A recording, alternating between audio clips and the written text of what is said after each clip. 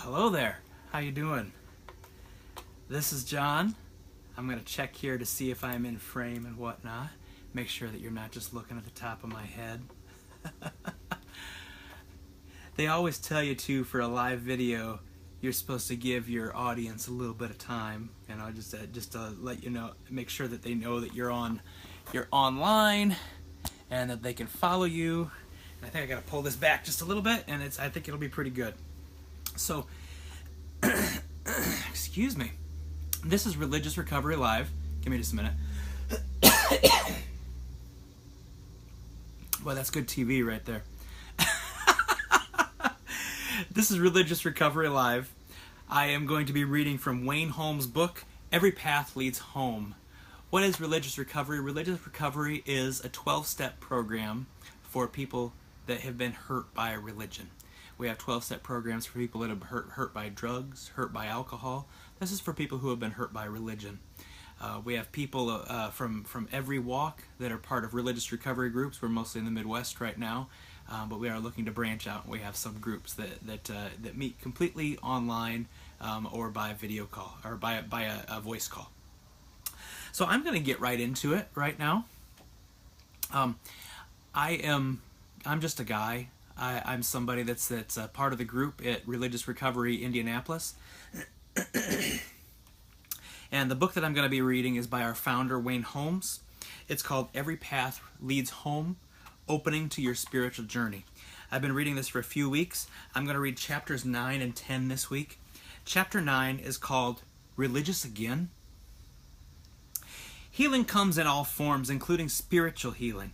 But how do we heal when religion inflicts the wounds? My story. In the early 90s, I returned to the ministry and served on staff with my local church. I served for 3 years, and near the end of that time, my marriage of 20 years was in trouble. Divorce was imminent, so I resigned my position and returned to my previous job. Sure enough, my wife and I divorced in June of 1994. The pain of that event affected us deeply. My pain was intensified by the reaction of the church. Part of the problem was no one was prepared for it, and they didn't know how to handle the situation. My church attendance slowed before the divorce and ended after it. I no longer felt comfortable in the religious institution I'd grown up in. The church is not to blame for my divorce or my initial pain, but knowing their reaction and feeling their condemnation brought further shame and suffering into my life. Their solution was not acceptable, their cure ineffective. Still, I believed in God. The word I used to refer to the divine in those days, and I sought to stay on the path. I was still an ordained minister, but attending that particular religious gathering or another one of that denomination felt uncomfortable. Searching for alternatives, I tried in other forms of Christianity, but eventually left each one disappointed. Even the newer, more liberal churches with their contemporary music, casual approach, and upbeat messages failed to satisfy for long. There was nothing wrong with the religious gatherings. They were, after all, made up of individuals trying to find their own ways just as I was. They didn't know how to help, and besides, my journey was meant to take me down different trails. Eventually, the home-based religious gathering I described in Chapter 4, Bedside Baptist, Church of the Inner Spring, became the place I attended on Sunday mornings, Sunday evenings, in fact, every day of the week. Discouragement overtook me, and I gave up. I'll just call myself a pagan and be done with it, I thought. Christianity had shown me one part of the elephant, but I was blind to other views and impressions. That phase of my life when I attended no established religious gathering allowed me to do some preliminary healing, but 10 years after my divorce, an event occurred that set my recovery back. I received a letter from a minister connected with my birth church. He held a position in the denomination's hierarchy, and part of his responsibilities involved checking up on wayward ministers. After a formal greeting, he said my divorce and non-involvement with their denomination had come to his attention. He wanted an explanation. My ordination was on the line. Although I had left his denomination, I had not given up on God or religion. I had written and published Christian books about the nature of God. I had taught and spoken at Christian writers' conferences. I shared some of these things with him, but apparently he was unimpressed. In his reply, he quoted large portions from the denomination's manual, their second Bible. I needed to submit myself to a panel of ministers for evaluation. I knew of ministers who had gone before a tribunal with lesser transgressions. Their fate was rarely kind. With no doubt in my mind as to the outcome of their inquisition, I declined and tendered my ordination credentials. He never contacted me again. The pain of that defrocking, for that's what it's felt like, caused old feelings of inadequacy to resurface. I wasn't good enough. I had made mistakes. In their vernacular, I had sinned. Even though their doctrine spoke of love, forgiveness, and restoration, I knew that road would be long and hard. I didn't think I'd ever be free from the whispers and the judgment. I remarried, and fortunately my new wife, who had a different religious background, believed in me, comforted me, and reassured me, "You are good enough." She would say, with her love and understanding, the healing began. Whenever situations bring that period of time into my memory, I still feel a small portion of the pain, even though I've forgiven themselves and myself as best I can. I now accept and can even appreciate the actions of the minister whose communications led me to release my ordination. At the time, I felt a part of my essential essence had been taken away, but it opened the door to new experience, new beliefs, and a greater compassion. 5 years after that loss, life brought an experience that shook my world, but this time for the good. New Age. My wife Linda and I planned a vacation to see the Grand Canyon in the fall of 2010. One of Linda's friends suggested we spend some time in Sedona, Arizona. I had never heard of Sedona, but quickly learned it was considered by some to be the New Age Mecca of the West. 7 vortexes were supposed to be located in the area. What the hell is a vortex? Psychics could be found on every corner and in between the corners. And New Age shops carried books, crystals, holistic healing remedies, more psychics, strange New Age music, well, strange to me anyway, and Tibetan crystal bowls. If Shirley MacLaine had visited Sedona, she would have thought she'd died and gone to New Age heaven. But for a former Christian minister who had known nothing except fundamentalist doctrine, I was overwhelmed. Not necessarily in a bad way, however. I was like a kid at Christmas, looking at all these strange gifts and thinking somewhere among all the trappings there has to be something I can play with. Like a kid, I unwrapped those gifts and gave each a try. Some felt strange, others felt comfortable, most seemed puzzling. We ventured up a hill that was supposed to have a vortex near the top. We were told to look for a tree whose trunk and branches were twisted. I searched for a tree that fit the description and stood by it. Nothing. I touched it. Still nothing. I wondered if it were the correct tree. I asked Linda to stand close also. Again, nothing. I felt as if I'd unwrapped an empty Christmas box. No gift, not even a note to say batteries not included. We made our way down the hill and returned to our motel. It was perhaps my first New Age disappointment, but it wouldn't be the last. As time went by, I learned to accept the experiences without judgment. But just because I didn't sense the stream of energy flowing around the tree doesn't mean it wasn't there. The one benefit I noticed from the experience, however, was how calm and peaceful I felt. I was going to read the same line again. Could it be that the energy affected me in that way? I didn't know then, and I don't know now.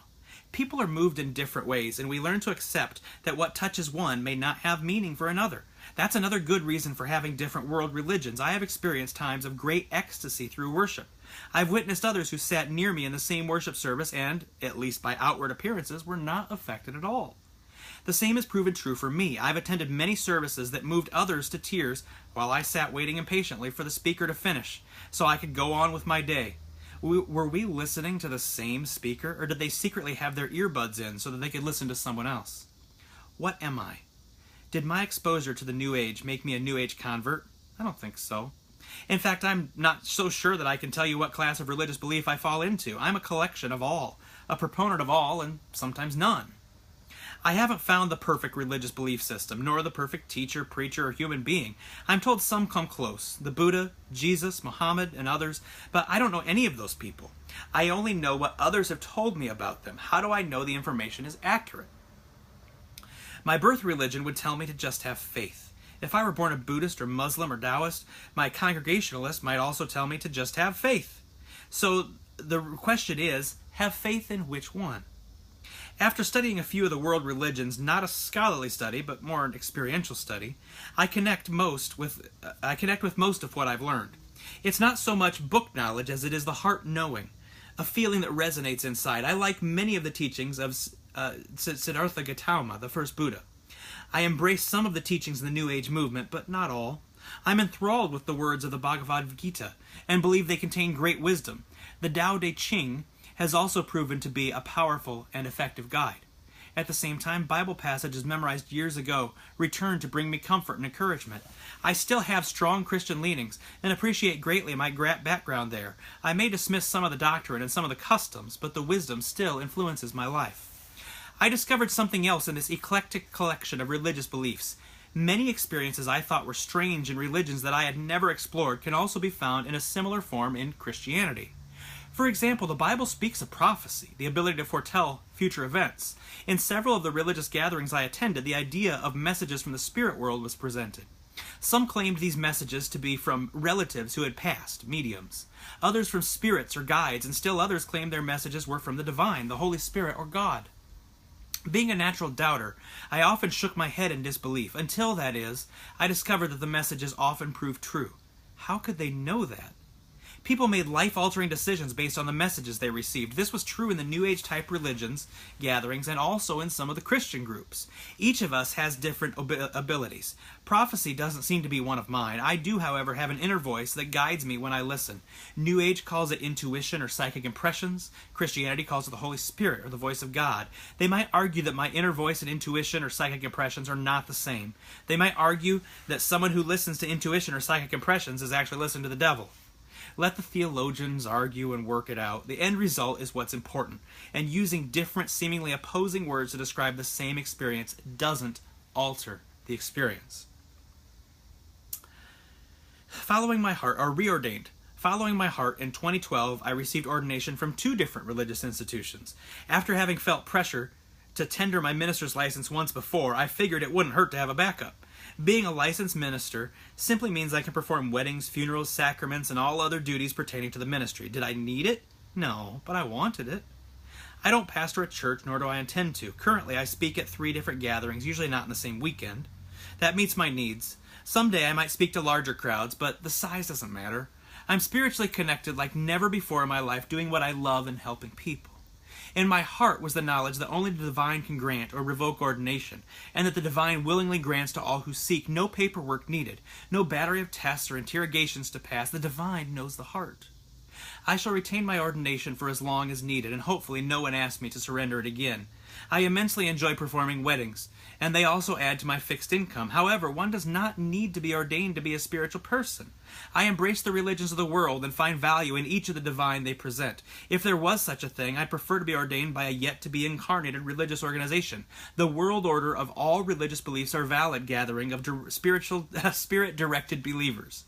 We would meet in abandoned church buildings, mosques, temples, shrines, stripper pole dance studios, bars, nightclubs, and in the fields, by the streams and on the beach. We would celebrate times together and times of individual worship. We would sing, meditate, pray, contemplate, and most importantly, see each other as divine children of the divine light. And we would love each other as the brothers and sisters we are. I know the name needs a little work. I'm not sure I could fit it all onto a billboard. I like what Wayne lists here when he's talking about similarities between different religions. So in the past year, a few years ago, I got really involved in charismatic Christianity. And I got really, really deep into it. See, I'm one of those people that... Oh, man, is this plugged in? Oh, I wonder if that worked before. Oh, boy, I might have different sound for the first part of this video.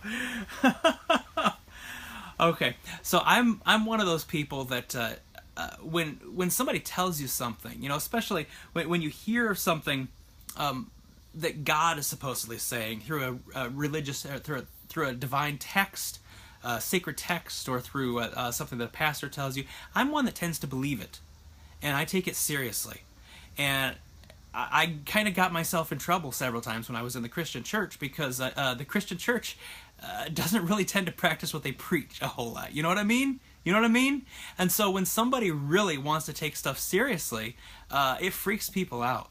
And when I was in what they call supernatural Bible school, or supernatural ministry school, this was in the charismatic church. And charismatics believe that the supernatural gifts that are in the Bible still exist today.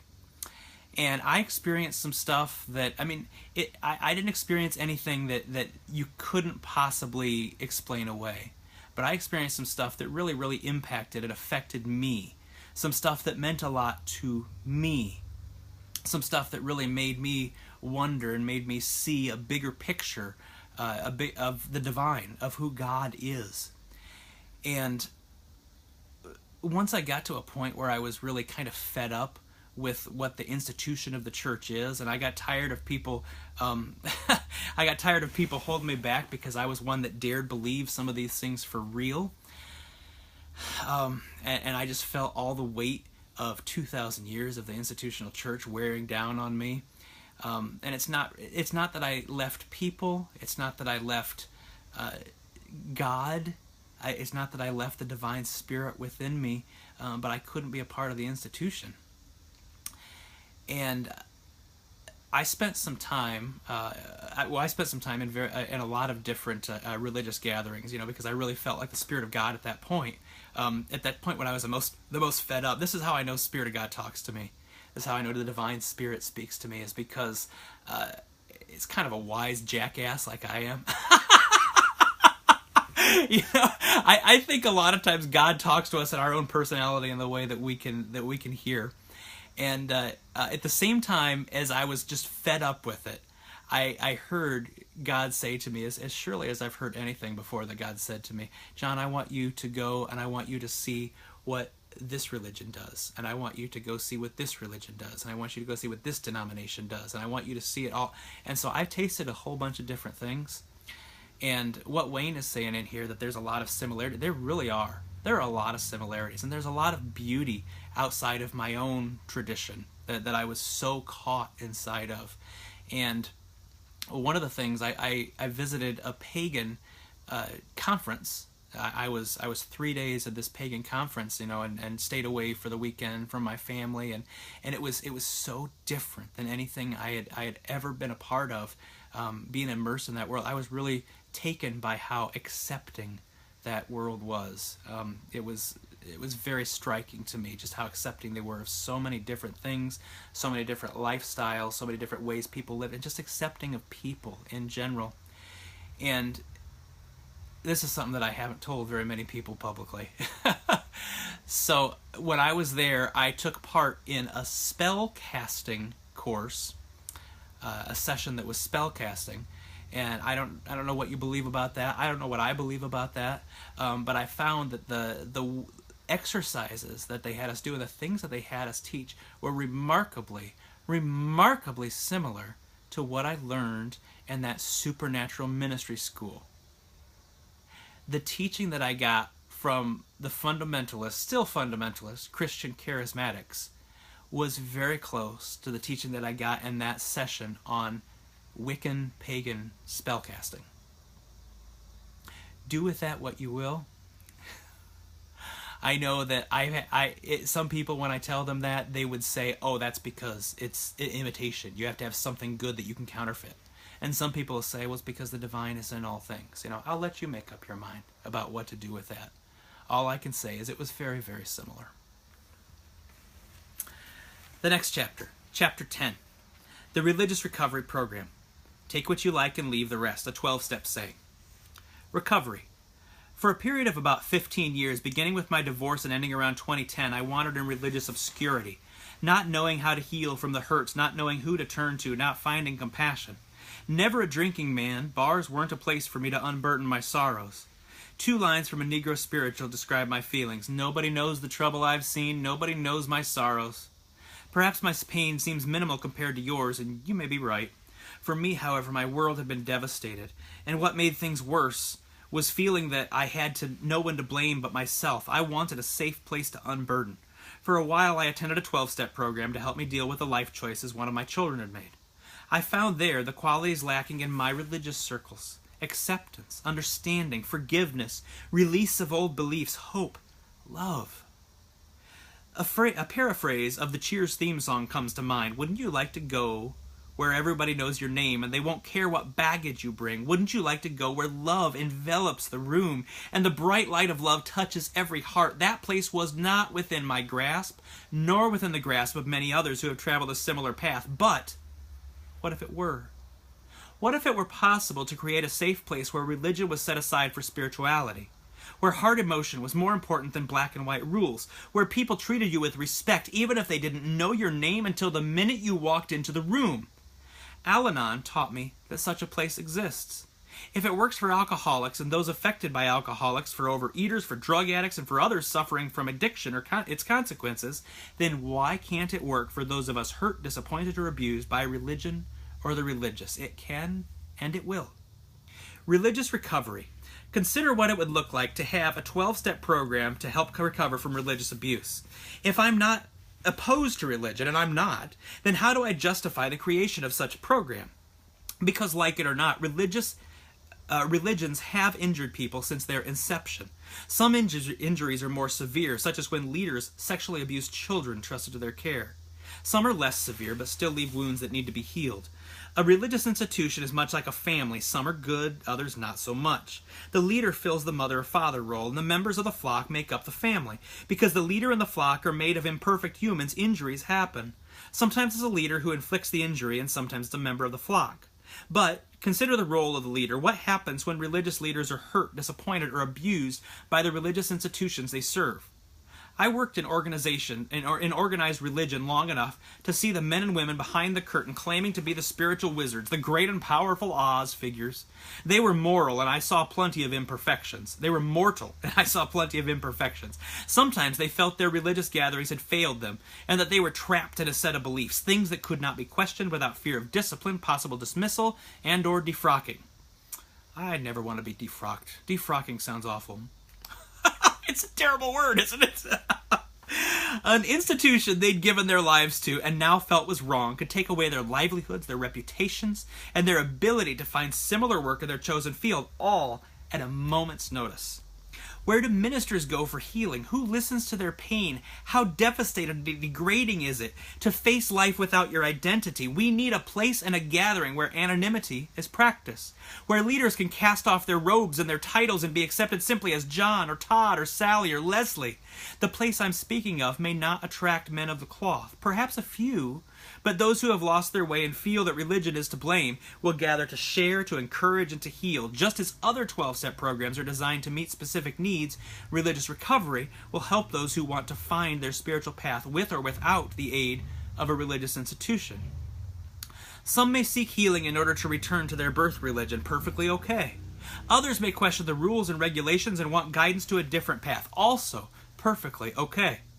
The meetings will be open to any who feel they have lost their way, been misguided, or are simply looking for a broader understanding of the divine. As in 12-step groups, the use of the words should and ought will be discouraged. Agnostics, atheists, and people of all religions will be welcomed. During open discussion time, those who want to speak may do so. A moderator opens the meeting. He or she may introduce a topic or share a reading and say a few words about the topic or the reading. Acceptance of other religions and other beliefs is the cornerstone of the group. Crosstalk is inappropriate, but sharing after the meeting is appropriate, as long as it's done with the attitude of take what you like and leave the rest. It's always better to begin by saying something along the lines of, this is my story, maybe it will help someone. Differences. Religious recovery differs from 12-step groups in several ways. Religious recovery has 13 steps instead of 12, and 13 stones instead of the traditions of AA.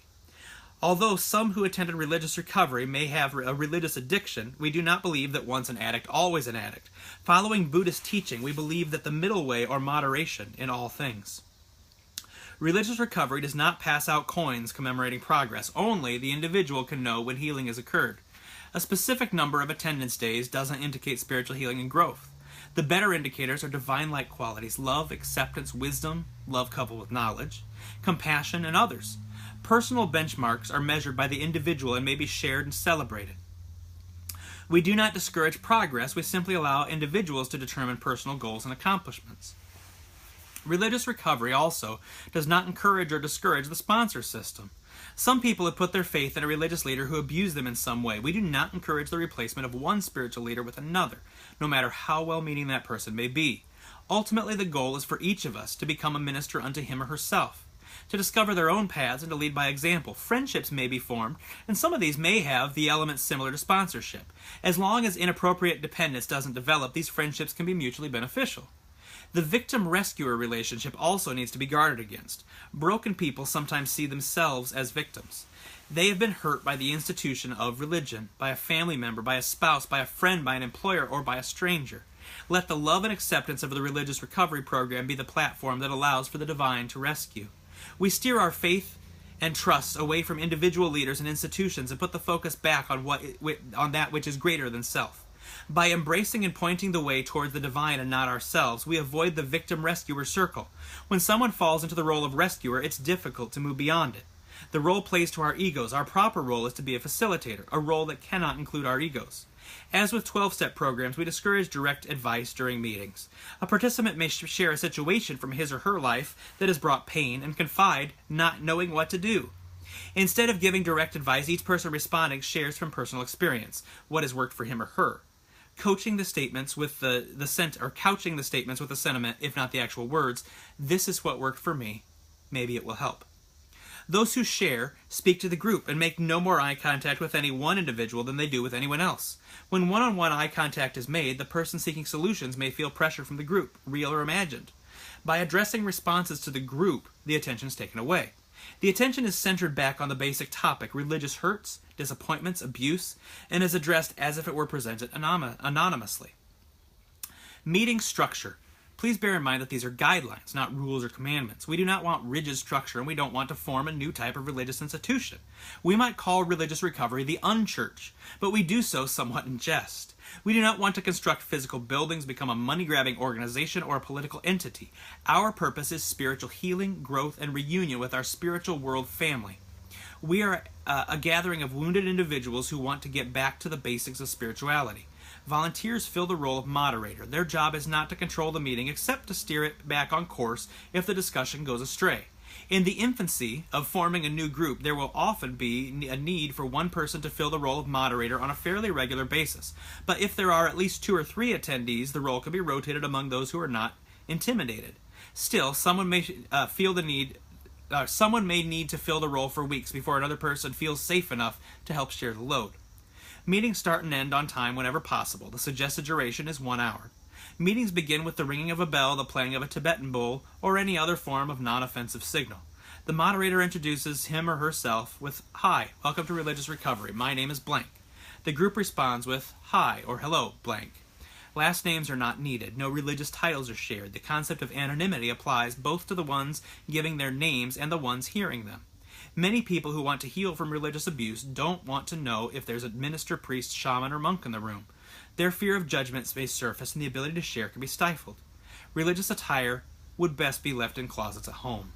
No one is exalted over another at religious recovery meetings. We are all seekers after divine wisdom and truth. We all have something to give and something to receive. Our combined efforts bring strength, power, and light. We strongly discourage the specific mention of religious leaders or organizations. A leader or organization that failed one person might be the specific leader or group that could provide spiritual guidance to another. We do ourselves and others harm by degrading an individual or religious organization or denomination. Religious recovery was not founded to be an organization or pass judgment on the success or failure of others. Even speaking of individual leaders and religious organizations in a positive manner is not encouraged. The concern is one of coming across as an evangelist for a particular religious group or leader. Agendas such as trying to gain converts must be abandoned. There is the advice of, if you want to avoid conflicts, avoid talking about religion or politics. Remember, the safe topics and a lot of conflict will be avoided. Love, peace, patience, kindness, understanding, compassion, acceptance, gratitude, and more. We repeat those often to help us remember our goal is not to convert, only to present. We share what has become meaningful in our lives and allow others to present the same. They may find help in our words, we may find hope in theirs. Openness and acceptance of one another brings about the desired results. Narrow-minded and ego-centered talk will slow progress and present detours. The goal is to bring additional wisdom and light, which can help us see a path clearly and help us avoid potholes, slippery slopes, and unnecessary detours. After the moderator gives his or her name and welcomes everyone, a moment is taken to explain the importance of anonymity before asking if anyone is visiting for the first time. If visitors are present, additional emphasis may be given to the importance of anonymity. Visitors are presented with a copy of the newcomer's guidelines, and a few minutes are taken to briefly go over the information.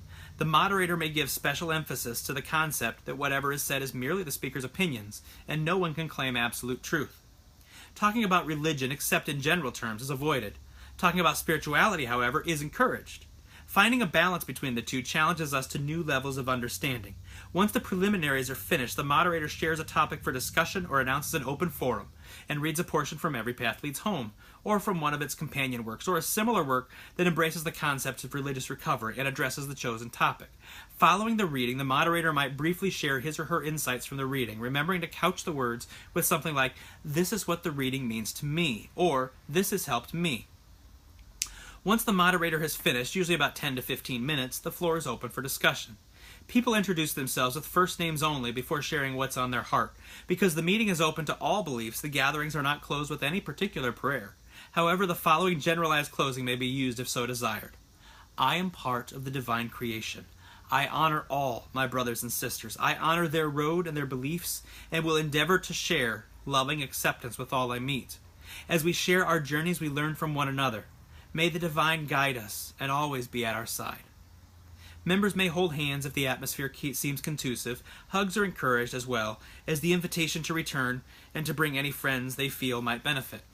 Disputes, altercations, or disagreements should be met with loving kindness, returning peace for any form of perceived attack. One goal of religious recovery is to find a way for religion and spirituality to coexist.